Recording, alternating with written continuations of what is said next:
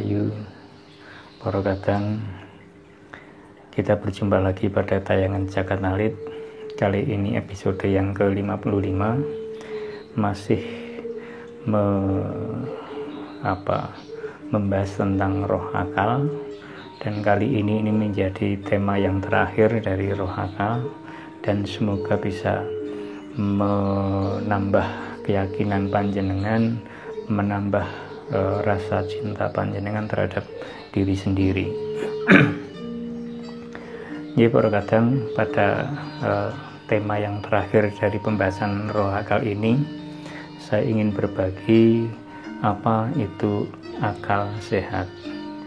Tentu saja para kadang sering mendengar di tengah masyarakat ungkapan-ungkapan seperti ini, di mana masyarakat sering memberikan komentar kepada siapapun di sana saat menyarankan untuk memecahkan sebuah permasalahan dengan akal sehat. Sebab akal sehat ini sesungguhnya sangat-sangat dibutuhkan di dalam kehidupan kita saat kita itu menerima segala peristiwa-peristiwa, firman-firman yang ada di sekeliling kita, baik itu lewat penglihatan kita, pendengaran kita, sehingga kita bisa mengetahui dengan jelas dan bisa mensikapi dengan baik dan bijak. Sebab yang dibutuhkan di sana akal sehat. Nah, bagaimana kita itu bisa memahami tentang akal sehat tersebut supaya kita itu bisa hidup lebih baik dan bisa menyikapi segala peristiwa dengan baik. Baik, para kadang saat kita membahas apa itu akal sehat, tentu juga pasti mestinya ada di dalam kehidupan ini yang disebut akal yang tidak sehat. Tetapi di dalam pembahasan kali ini saya ingin mengutamakan apa itu akal yang sehat. Para kadang akal sehat ini mempunyai ciri-ciri di dalam kehidupan manusia. Salah satunya bahwa akal tersebut itu sungguh-sungguh terjaga kinerjanya di dalam proses berpikir kita. Nah, terjaga kinerjanya ini bukan sesuatu yang peristiwa yang ujuk-ujuk, bukan peristiwa yang mak bedunduk lalu semuanya itu selaras dengan kehendak kita.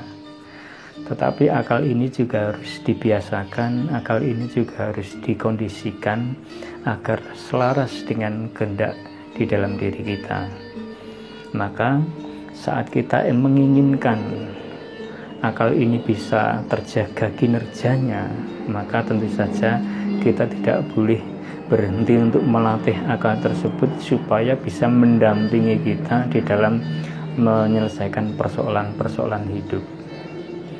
Maka salah satu ciri yang pertama di dalam seseorang itu di mana dia mempunyai akal sehat adalah terjaganya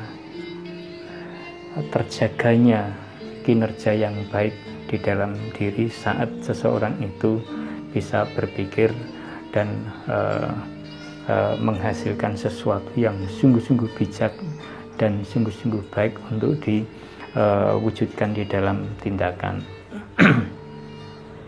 Jadi tindakan yang baik, tindakan yang tidak merugikan orang itu juga hasil atau buah dari akal yang sehat. Itu ciri pertama, para kadang.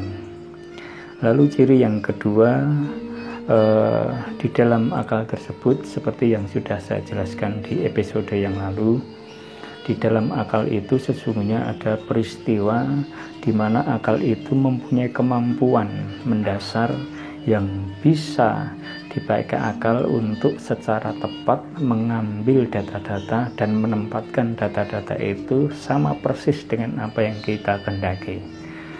Maka itulah yang disebut kecerdasan. Maka di dalam akal sehat tentu saja akal itu juga mempunyai kecerdasan. Kecerdasan ini juga buah dari perjuangan kita, di mana kita selalu melatih diri untuk tidak gentar dengan permasalahan, tidak gentar dengan berbagai rintangan di dalam hidup. Nah, dengan peristiwa-peristiwa tersebut, maka akal kita, penalaran kita itu bisa terjaga dengan baik, bisa bekerja dengan baik.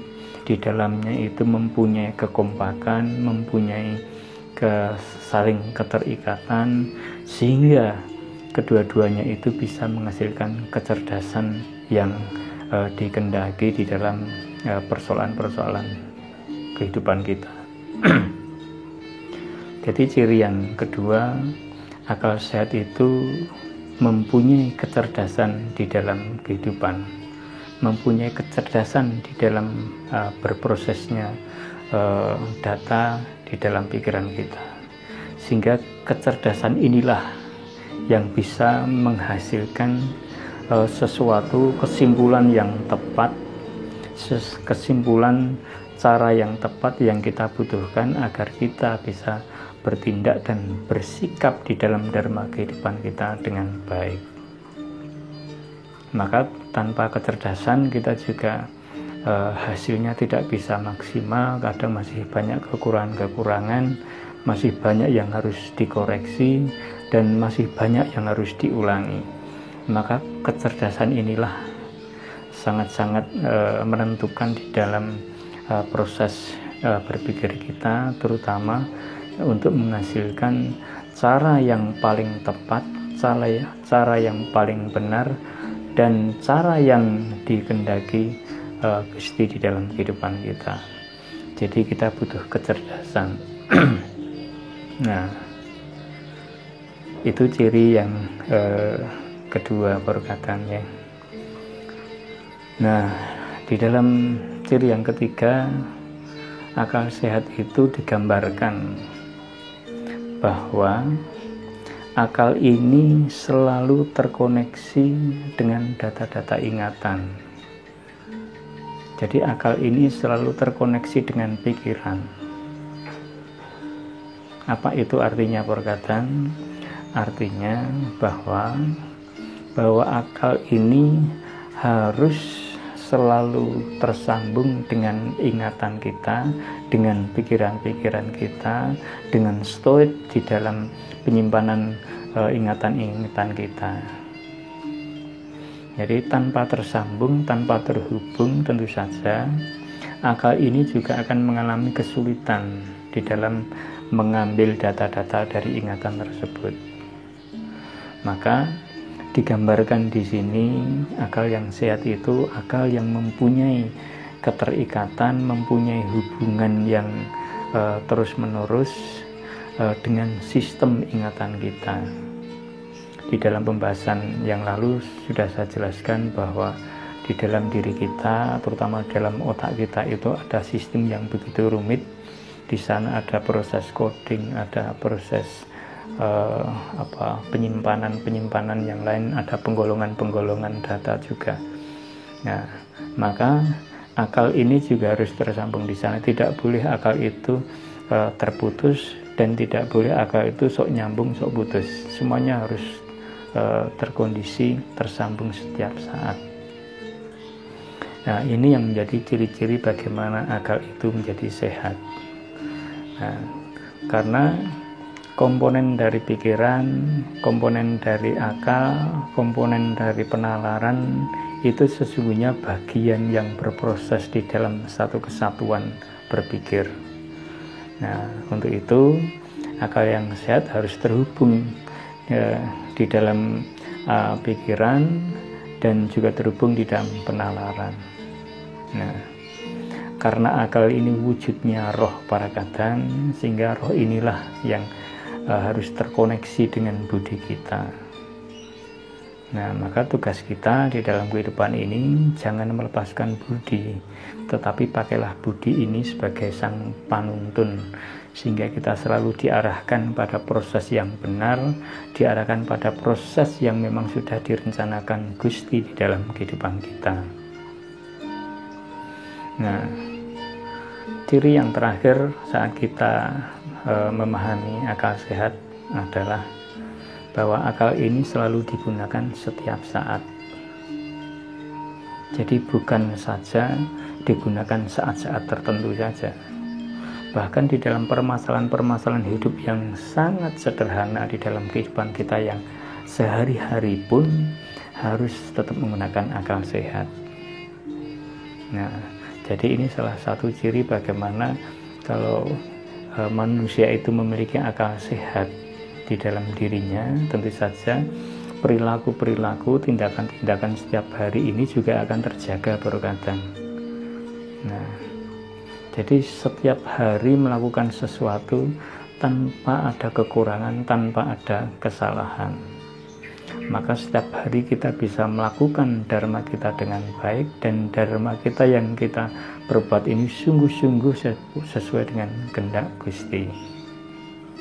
Nah, pada pembahasan minggu yang lalu panjenengan sudah saya beritahu bahwa yang disebut akal budi itu salah satunya berasal dari ilham. Pada saat kita itu mengalami keterbatasan data, pada saat kita mengalami keterbatasan pengalaman sehingga kita tidak mampu untuk memproses, untuk menganalisa, untuk menyiapkan apa yang harus kita sikapi dan harus kita perbuat, maka Gusti memberikan pertolongan dalam bentuk ilham yang keluar lewat budi. Nah, bagaimana peristiwa ini sesungguhnya bisa terjadi di dalam kehidupan kita sehari-hari dimanapun juga berkadang. Nah, bagi saya pribadi di dalam jagat alit, tentu saja akan menjadi lebih baik semuanya itu kita berjuang dengan diri kita sendiri dulu, dan pada saat kita itu memang kehabisan apa yang ingin kita olah, apa yang kita proses di sana karena kita sungguh terbatas, maka barulah panjenengan itu bisa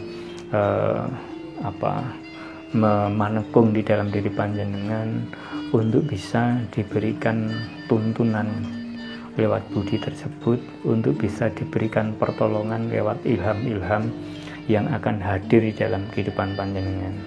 Tapi tentu saja jangan sampai panjenengan selalu mengandalkan ilham-ilham itu. Jadi seolah-olah panjenengan itu hanya mengandalkan pertolongan Allah saja bisa hidup secara baik.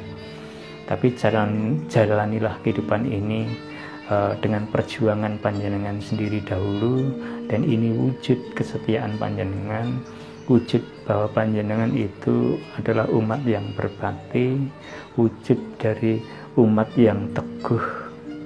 Nah, sehingga di dalam perjuangan kita, kalaupun masih ada sesuatu yang dirasa masih kurang, tentu saja Gusti juga pirsa, Gusti juga tidak akan pernah tinggal diam di sana. Maka percayalah dengan diri panjenengan bahwa di dalam diri panjenengan itu ada Gusti yang lenggah sinewoko, selalu ngayomi panjenengan, selalu nuntun panjenengan. Nah, maka berjuanglah lewat diri sendiri agar itu bisa menjadi proses pemurnian bagi panjenengan sendiri, agar bisa menjadi wujud kesetiaan panjenengan kepada Gusti. Jadi itu tadi berkadang ada 4 ciri di dalam kehidupan kita di mana kita itu digambarkan mempunyai akal yang sehat. Yang pertama, akal itu harus terjaga kinerjanya di dalam diri kita, artinya terus menerus. Yang kedua, harus memiliki kecerdasan. Yang ketiga, harus tersambung dengan ingatan, sistem ingatan kita. Nah, yang keempat, itu harus selalu dipakai setiap waktu untuk menyelesaikan persoalan-persoalan hidup, baik yang sangat sederhana maupun yang mungkin berat. Maka 4 ciri ini menjadi gambaran bagaimana seseorang itu memiliki akal yang sehat. Nah, sebab dengan akal yang sehat, panjenengan bisa terselamatkan di dalam kehidupan ini. Dengan akal yang sehat, panjenengan akan lebih mudah berpikir secara positif. Nah, dengan akal yang sehat, artinya panjenengan akan menjadi kuat di dalam rangka membangun karohanen panjenengan. Karena di dalam akal sehat di sana ada Gusti yang menuntun kita. Nah, setelah kita mengetahui apa itu akal sehat, lalu kita juga harus mengetahui bagaimana kalau ada istilah yang berbeda, yaitu akal yang tidak sehat. Nah, akal yang tidak sehat ini terkadang ini jelas kebalikannya dari 4 ciri tersebut. Nah, di mana di dalam diri kita yang sudah memiliki usia dewasa berpikir itu tidak atau selalu tidak terkoneksi akal kita, sehingga pemikiran-pemikiran kita itu justru pemikiran-pemikiran yang justru kadang bisa membuat diri kita itu tersesat. Karena apa? Mungkin lemahnya proses, mungkin lemahnya akal ini, mungkin kesalahan akal ini untuk mengambil data-data. Hal itu disebabkan karena apa? Perkataan disebabkan karena kita tidak membiasakan melatih akal tersebut di dalam kehidupan kita, sehingga akal ini di dalam kinerjanya sok nyambung, sok tidak. Pada saat nyambung pun belum tentu bisa mengambil data yang tepat. Nah, maka inilah yang disebut akal kita tidak sehat di dalam rangka untuk menyelesaikan persoalan-persoalan hidup kita. Lalu juga akal ini juga mempunyai tingkat kecerdasan yang rendah. Artinya walaupun sudah tersambung dengan diri kita, walaupun kinerjanya sudah terbiasa terjaga, tetapi kalau tidak mempunyai kecerdasan untuk memilih dari sekian banyak data sesuai dengan apa yang kita kehendaki, maka data yang diambil ini juga data yang mungkin tidak tepat, dan hasil dari berproses, buah dari proses berpikir itu juga menjadi tidak akurat. Ini juga menjadi ciri bagaimana akal kita itu tidak sehat. Juga di dalam akal juga tidak terkoneksi secara terus-menerus dengan data-data atau sistem ingatan kita. Ini juga sama halnya. Jadi karena hubungan yang tidak selalu terkoneksi inilah, sehingga selalu saja akal ini mungkin di dalam gambaran saya itu bisa juga menjadi agak gagap di dalam mengambil karena banyaknya data. Tetapi kalau sudah selalu terkoneksi, maka secara otomatis kita akan bisa mengambil tepat di mana data itu tersimpan. Tapi kalau data ini tidak tersambung dengan akal misalnya, ya kita masih mencari-cari, dan inilah yang membutuhkan waktu yang lama. Kalau dalam bahasa Jawanya kadang orang itu di dalam berpikir kok lelet, ya karena disebabkan karena adanya akal kita ini yang tidak selalu terkoneksi dengan baik dengan sistem ingatan kita. Maka itu juga digolongkan dengan akal yang tidak sehat. Maka yang terakhir juga sama, karena ini kebalikannya dari akal sehat, ya. Jadi akal ini tidak selalu terpakai, tidak selalu dibiasakan dipakai di dalam keseharian, hanya di saat permasalahan tertentu saja. Nah, sehingga orang tersebut itu sesungguhnya bisa disebut malas berpikir, malas memahami diri sendiri, sehingga apa? Kita menjadi orang yang terpuruk.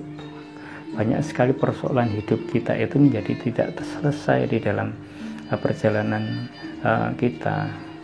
Maka saat akal-akal ini tidak sehat, ini bisa dibayangkan perkataan pasti tentu saja banyak dharma-dharma yang harus kita wujudkan ini menjadi terganggu.